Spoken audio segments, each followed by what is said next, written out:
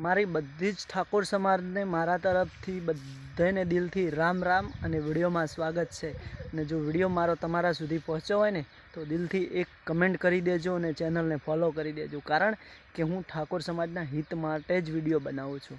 અને હવે મારા ઠાકોર સમાજે ભેગી થઈને એક એવો જોરદાર નિર્ણય લીધો છે કે જે આ મોટા ભાગે આપણા ગામડાઓમાં દારૂનો વેપાર થતો હતો ને, એ દારૂના વેપાર માથે હવે દરોડા પાડવાનો નિયમ લાગુ કર્યો છે।